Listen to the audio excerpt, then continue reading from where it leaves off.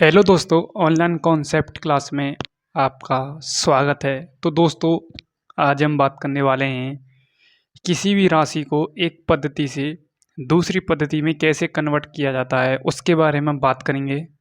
बहुत इम्पोर्टेंट है आज का टॉपिक। यूनिट एंड डायमेंशन का आज का लास्ट टॉपिक है आपका। हमने 4 टॉपिक कवर करा दिए हैं और पूरी प्लेलिस्ट बनी हुई है। आप प्लेलिस्ट में जाकर देख सकते हैं इसी चैनल पर। आज का हमारा एजेंडा रहेगा, यानी हमारा एम रहेगा, हमारा लक्ष्य रहेगा कि किसी भी राशि को एक पद्धति से हम दूसरी पद्धति में कैसे चेंज करते हैं। पहले हम इसका कॉन्सेप्ट सीखेंगे, फिर कॉन्सेप्ट को हम क्वेश्चन में अप्लाई करेंगे। क्वेश्चन भी मैं आपके लिए इसी वीडियो में कराऊंगा। तो किसी भी राशि को, जैसे आपकी राशि एमकेएस पद्धति में दे रखी है, तो इसे सीजीएस पद्धति में कैसे कन्वर्ट करते हैं, वही आपका एक कॉन्सेप्ट है। उसके हिसाब से मैं आपको न्यूमेरिकल करा दूंगा। अब देखो, मैंने ये कुछ आपके लिए थ्योरी लिखी है टाइम बचाने के लिए। माना कोई भौतिक राशि मैंने एन मान ली, मैंने किसी भी भौतिक राशि का आंकिक मान मैंने एन मान लिया, ठीक है। और मैंने उसका मात्रक यू मान लिया। दोनों का गुणनफल एक कांस्टेंट वैल्यू के इक्वल होता है, जो मैं पहले बता चुका हूँ आपके लिए पिछली वीडियो में। तो माना कोई भौतिक राशि जिसका आंकिक मान क्या है, यहाँ पर आंकिक मान आपके लिए दे रखा है, क्या है, यू है। मेरा मतलब एन है, क्या है यहाँ पर, एन है, एन दे रखा है। तो एन मान लिया है मैंने, कोई दिक्कत, एन मान लिया है तो आप एन से ही करेंगे। उसके बाद मैंने उसका मात्रक क्या माना है, यू माना है, एन और यू माना है। और दोनों का गुणनफल क्या होता है, मैं दोनों का गुणनफल करा दूं एन और यू का, तो किसी कांस्टेंट यानी नियतांक के क्या होता है, इक्वल होता है। किसी कांस्टेंट के क्या होता है, इक्वल होता है। कोई दिक्कत, कांस्टेंट यानी नियतांक। अब मैं इसको एन यू ना मानकर मैं डायरेक्ट इसको ऐसे लिख दूं, n1 u1 बराबर में n2 और u2। कोई दिक्कत। ये इसका क्या है, मैग्नीट्यूड n1, ये इसका क्या है, मात्रक n2 मैग्नीट्यूड, ये क्या है, मात्रक उसका, जो मैं पहली क्लास में बता चुका हूँ आपके लिए। फर्स्ट क्लास में, मेरा मतलब फर्स्ट क्लास में कवर करा दिया था ये मैंने टॉपिक। अब इसी के हम हिसाब से निकालेंगे किसी भी राशि को एक पद्धति से दूसरी पद्धति में चेंज कैसे करते हैं, उसका कॉन्सेप्ट क्या है। n1 u1 n2 u2 clear. अब देखो, मैं यहाँ से आगे यदि मैं u1 की वैल्यू क्या मानूं और u2 की वैल्यू मैं क्या मानूं, देखो कुछ भी नहीं है। यदि मैं u1 की वैल्यू मान लूँ, यहाँ पर एक मिनट, u1 की वैल्यू मैं क्या मानूं, तो u1 की वैल्यू, एक मिनट, ये चल रहा नहीं है, ठीक है। अब देखो, मैं u1 की वैल्यू क्या मानूं, यहाँ पर u1 की वैल्यू में, एक मिनट, ये चल रहा नहीं है, चेंज करते हैं। u1 की वैल्यू में क्या मान लूँ, u1 की वैल्यू में मान लूँ यहाँ पर, कोई दिक्कत, कैपिटल कोष्टक में m1 power a, l1 power b और t1 पावर c, कोई दिक्कत। उसके बाद में u2 की वैल्यू ये मान लूँ, कोई दिक्कत, u2 की वैल्यू में क्या मानूँ, m2 power a, l2 power b और t2 पावर c। कोई दिक्कत आपको नहीं होनी चाहिए। अब इसी के हिसाब से हम इसमें पुट करेंगे, क्या पुट करेंगे, n1 और u1 का मान पुट करेंगे, ठीक है। यदि आपको किसी भी वॉल्यूम सुनाई दे रही है, कोई भी वॉल्यूम सुनाई दे रही है, तो उसे इग्नोर कर देना, क्योंकि गांव का माहौल ऐसा ही होता है। u1 की वैल्यू, u2 की वैल्यू मैंने उसमें पुट करूंगा। तो पुट करने के बाद रिजल्ट कुछ इस प्रकार का मिलेगा, n1, u1 की वैल्यू क्या है यहाँ पर, u1 की वैल्यू देख सकते हैं आप, u1 की वैल्यू m1 a की a पावर, l1 की पावर b और t1 की पावर c दे रखी है। उसके बाद u2 की वैल्यू कितनी दे रखी है, इक्वल का चिन्ह लगा लूँ मैं, कोई दिक्कत, इक्वल का चिन्ह दे रखा है। u2 की वैल्यू कितनी दे रखी है यहाँ पर, तो पहले n2 आएगा, और u2 की वैल्यू कितनी दे रखी है, m2 की पावर a, l2 की पावर b और t2 की पावर c। कोई दिक्कत आपको नहीं होनी चाहिए। अब देखो, n1 और n2, इनमें से हमको एक गायब करना पड़ेगा। तो मैं कुछ देर के लिए नहीं, सदा के लिए मैं n1 की वैल्यू यहाँ पर n1 की वैल्यू में 1 मान लेता हूँ, कोई दिक्कत। मेरा तो n2 की वैल्यू 1 मान लेता हूँ, कोई दिक्कत। तो n2 की वैल्यू मैंने क्या मान ली है, 1 मान ली है। तो 1 का गुणा इससे कराएंगे तो कोई इफेक्ट इस पर नहीं पड़ेगा। हम 2 लेते तब इस पर इफेक्ट पड़ जाता, हम 0 लेते तब भी इस पर इफेक्ट पड़ जाता। तो 1 ले लेते हैं, जिससे इस समीकरण पर कोई भी इफेक्ट ना डले, कोई दिक्कत। अब देखो, मैं क्या करूँगा, मैं इनको अलग अलग डिवाइड करूँगा। L1 इसे L1 की पावर के नीचे L1 की पावर के नीचे L2 को ले आऊँगा और M1 की पावर A के नीचे हम M2 को ले आएंगे। कोई दिक्कत आपको नहीं होनी चाहिए।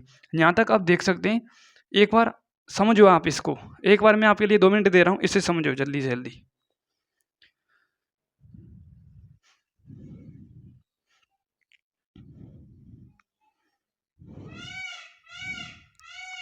तो आप समझ गए होंगे, मुझे पूरी उम्मीद है आप समझ गए होंगे।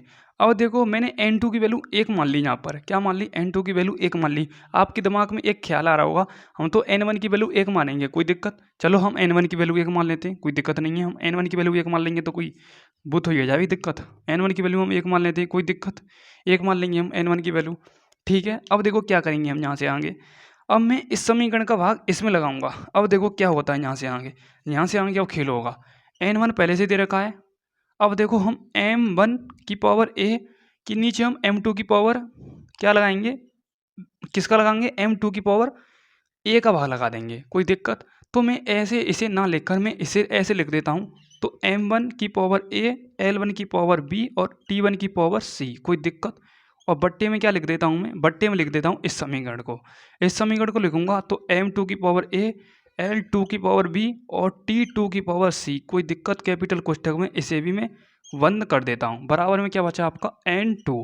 अब N1 की वैल्यू कितनी है, 1, तो 1 का गुणा ऐसे करेंगे तो इस पर कोई भी इफेक्ट नहीं पड़ेगा, कोई दिक्कत। यहाँ तक आपको कोई दिक्कत नहीं हुई होगी, मुझे पूरी उम्मीद है। अब देखो मैं यहाँ से आगे क्या करूँगा। अब देखो घातें समान है M1 और M2 की, L1 और L2 की घातें समान है, घातें समान है, कोई दिक्कत। तो मैं इसे ऐसे लिख देता हूँ, जैसे यहीं पर बता देता हूँ, जैसे M1 अपॉन में M2 घात समान है तो कैपिटल कोष्ठक में बंद कर दूँ दोनों को, घात समान है तो ए लगा देता हूँ, दोनों पर घात आ जाएंगी। उसके बाद कैपिटल कोष्ठक में L1 अपॉन में L2 घात समान है तो पावर B आ जाएगी। उसके बाद T1 अपॉन में T2 घात समान है, पावर क्या आ जाएगी, C आ जाएगी। बराबर में आपका क्या बचा, N2। कोई दिक्कत, कोई दिक्कत आपको शायद यहाँ तक कोई दिक्कत होगी नहीं, मुझे पूरी उम्मीद है। ठीक है, अब मैं इस N2 को इधर ले आऊँ, कोई दिक्कत, N2 को मैं इधर ले आऊँगा तो इसे हम परे की तरफ पच्छांतरण कर देंगे। तो परे की तरफ पच्छांतरण करेंगे तो N2 की वैल्यू आ जाएगी आपकी M1 अपॉन में M2, पावर कितनी है इसकी, A।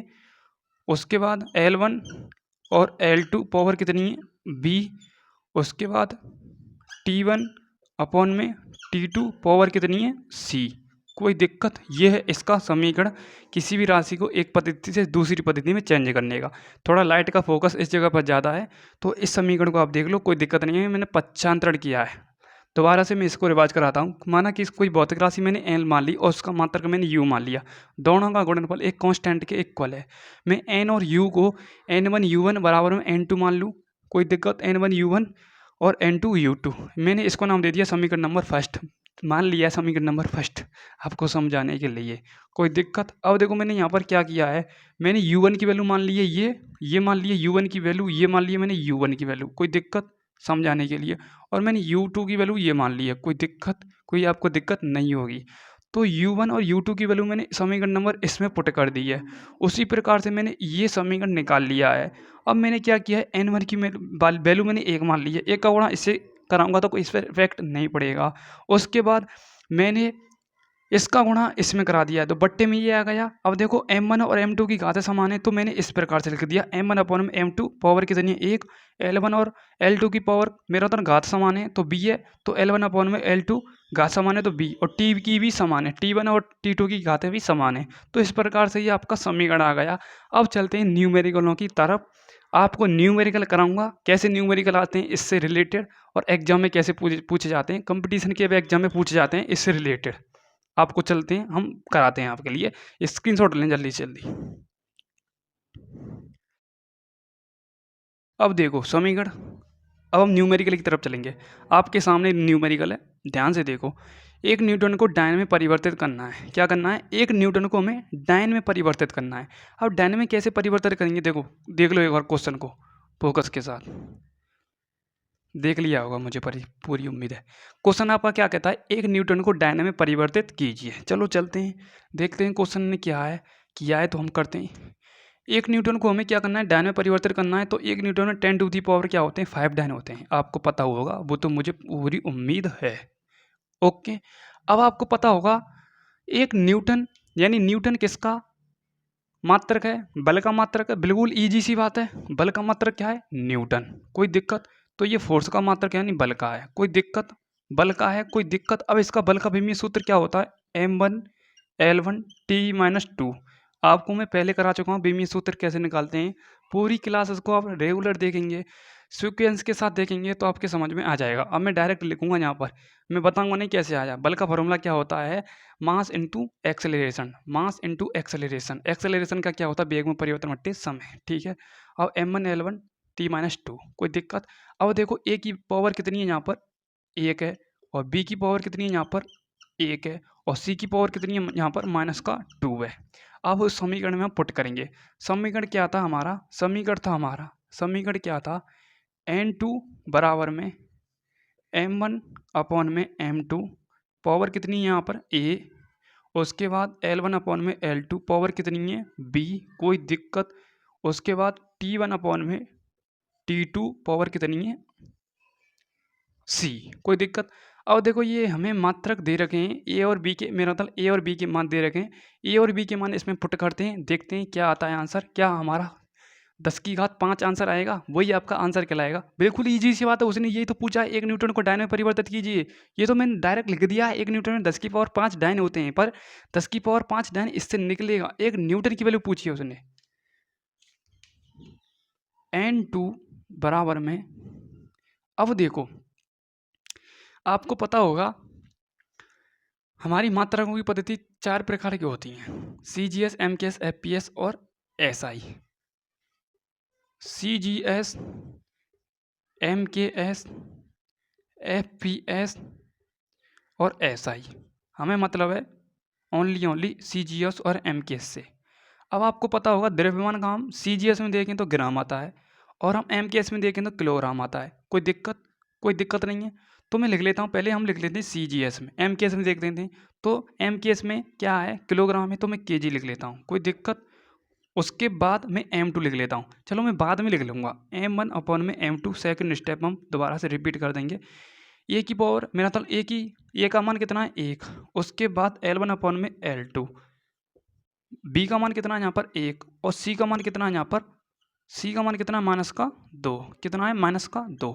अब आपको पता होगा कि तीनों पद्धतियों में या चारों पद्धतियों में एक ऐसा मात्रक है जो अपना रूप चेंज बदलता ही नहीं है, मेरा मतलब चेंज ही नहीं करता, वो सेम रहता है, तो ऐसे ही रहना चाहता है। वो है आपका टाइम यानी सेकंड, टाइम यानी सेकंड का मात्रक, सिंपल सा बात है।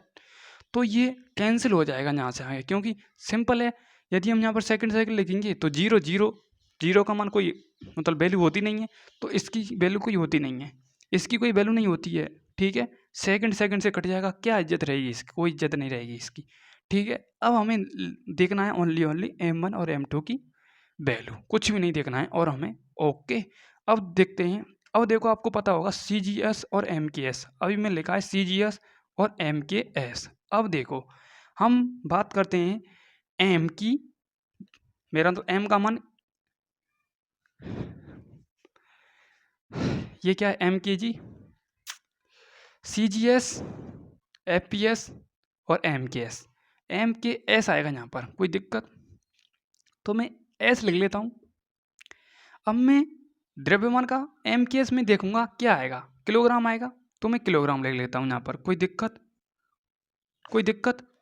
उसके बाद अब देखो यहाँ से आगे, और यदि मैं m2 का देखूँ CGS में तो ग्राम आएगा, सिंपल सा, कोई दिक्कत? तो ग्राम लिख लेता हूँ, कोई दिक्कत? घात कितनी है, घात कितनी दे रखी है, 1। अब मैं लंबाई की बात करूँ, लंबाई की क्या आता है, मीटर, सिंपल सी बात है, मीटर। MKS में देखें, पहले MKS में देखना है हमें, तो मीटर आएगा, अपॉन में CGS की बात करें तो सेंटीमीटर, कोई दिक्कत? अब आपको पता होगा, सिंपल सी बात है, आपको पता होना चाहिए कि 1 किलोग्राम में कितना ग्राम होता है। 1 किलोग्राम में होता है आपका 1000 ग्राम, क्या होता है, 1000 ग्राम। और 1 मीटर में कितना होता है, 100 सेंटीमीटर, कितना होता है, 100 सेंटीमीटर। तो 1000 ग्राम और 100 सेंटीमीटर, वैल्यू पुट करते हैं। 1 किलोग्राम की वैल्यू कितनी है, 1000 ग्राम, तो 1000 ग्राम, और ग्राम जो ग्राम दे रखा है ग्राम से ग्राम कैंसिल हो जाएगा यहाँ से आगे। उसके बाद मीटर, 1 मीटर की वैल्यू कितनी है 100 सेंटीमीटर, और नीचे 100 सेंटीमीटर दे रखा है पहले से ही सेंटीमीटर, सेंटीमीटर से सेंटीमीटर कैंसिल। 1000 इंटू 100 करेंगे कितना आ जाएगा, 1000 इंटू 100 करेंगे कितना आ जाएगा 10 की पावर 5।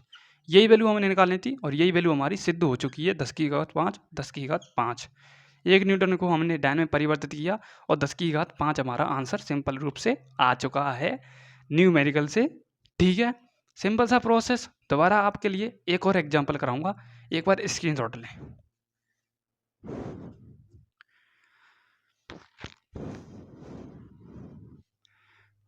स्क्रीनशॉट ले लिया होगा आपने। अब चलते हैं दूसरे एग्जांपल है। 1 जूल को अर्ग में परिवर्तित करना है। अब आपको पता होगा 1 जूल में कितने होते हैं 10 की घात 7 अर्ग होते हैं। तो 10 की घात 7 अर्ग होते हैं। अब हमने क्या निकालना है 10 की घात 7 निकालना है। अब आपको पता होगा यहाँ से आगे सब चेंज हो जाएंगे। और जूल आ रहा है तो कार्य का मात्रक क्या होता है जूल होता है, आपको पता ही होगा।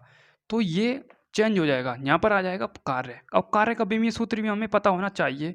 कार्य का विमीय सूत्र क्या होता है m1L2 T-2 होता है। तो यहाँ पर क्या हो जाएगा L2 हो जाएगा, कोई दिक्कत। अब b का मान क्या हो जाएगा यहाँ पर 2 हो जाएगा।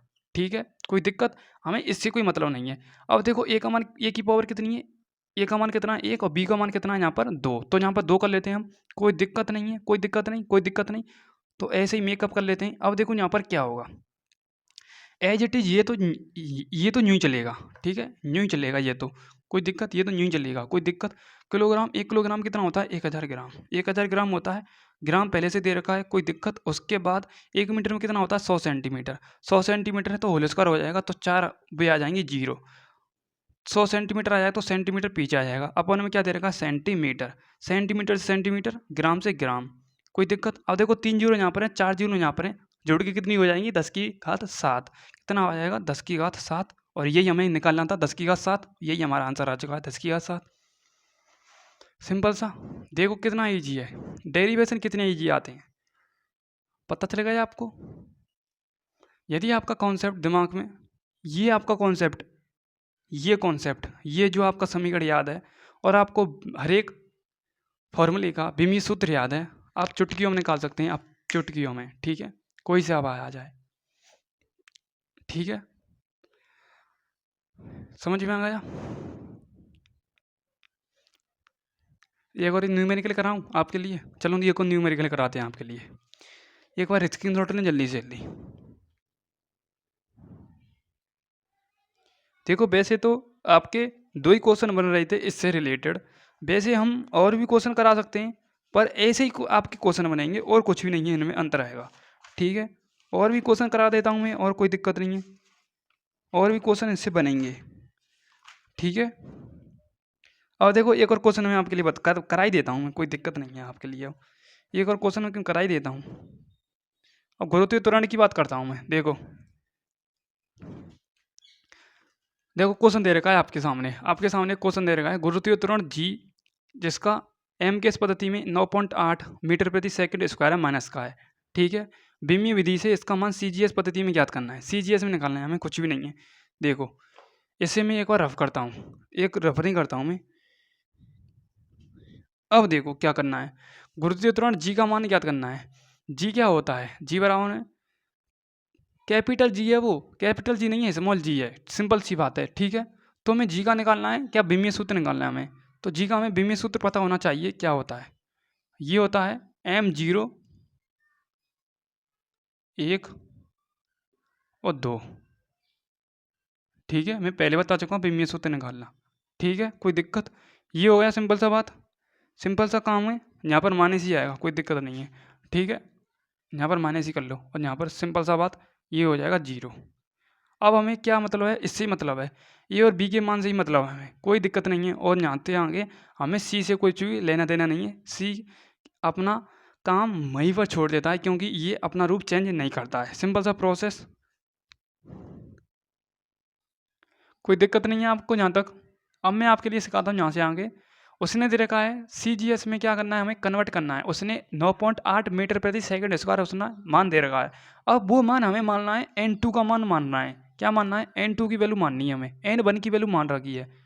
हमने वो, ठीक है। n1 की वैल्यू उसमें दे रखी है, तो हम n1 की वैल्यू हमने यहाँ से ही तो गायब किया n1, तो हम इसमें गुणा करा देंगे 9.8 का। किसका करा देंगे? 9.8 का इसमें गुणा करा देंगे, कोई दिक्कत? 9.8 इसमें गुणा करा देंगे, कोई दिक्कत? क्योंकि वैल्यू पहले से उसने दे रखी है 9.8। 9.8 इसमें गुणा करा देंगे हम, कोई दिक्कत? यदि आप इसे सीक्वेंस से एक और बार उतारना चाहें तो उतार सकते हैं। सेकंड सेकंड सेकंड से सेकंड कट जाएगा, एक बचेगा, एक की पावर कितना आ जाएगा? माइनस का 2, कितना आ जाएगा? एक ही आएगा। कोई उससे मतलब हमें कोई भी ज़्यादा लंबी वैल्यू नहीं आएगी, ठीक है। अब उसने क्या दे रखा है?